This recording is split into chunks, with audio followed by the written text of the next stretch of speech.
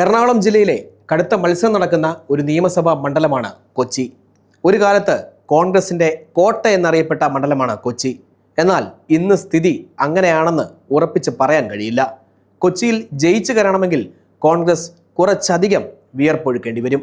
CPM-ലെ KJ മാക്സിയാണ് sitting MLA. ഇനി 2026 സ്ഥാനാർത്ഥി സാധ്യതകൾ പരിശോധിച്ചാൽ UDF-ന് വേണ്ടി കോൺഗ്രസ് മത്സരിക്കുന്ന സീറ്റിൽ 3 പേരുകളാണ് കോൺഗ്രസ് സംസ്ഥാന നേതൃത്വം പരിഗണിക്കുന്നത്. യുവ നേതാവ് ഹെൻറി ഓസ്റ്റിൻ, മുൻ കൊച്ചി മേയർ ടോണി ചമ്മണി, മുൻ മന്ത്രി ഡൊമിനിക് പ്രസന്റേഷൻ എന്നിവരാണ് പരിഗണനയിലുള്ളത്. സാമുദായിക പരിഗണനകളും പുതുമുഖം എന്ന സ്വീകാര്യതയും ഹെൻറി ഓസ്റ്റിന് അനുകൂല ഘടകമാണ്. മണ്ഡലത്തിൻ്റെ മുൻ ജനപ്രതിനിധിയായ ഡൊമിനിക് പ്രസന്റേഷന് ഒരവസരം കൂടി നൽകണം എന്ന് വാദിക്കുന്ന നേതാക്കളുമുണ്ട്.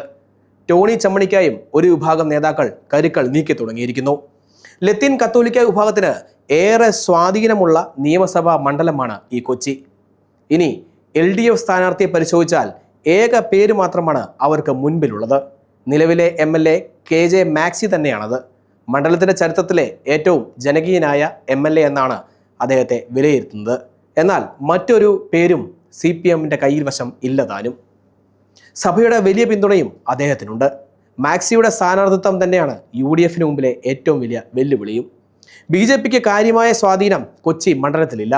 അതിനാൽ അവരുടെ സ്ഥാനാർത്ഥി ആര് എന്നതിൽ ഇതുവരെ വ്യക്തതയും വന്നിട്ടില്ല. കേരളത്തിലെ ശ്രദ്ധേയമായ മണ്ഡലങ്ങളിലൊന്നായ കൊച്ചിയുടെ പോരാട്ടത്തിനായി നമുക്കും കാത്തിരിക്കാം.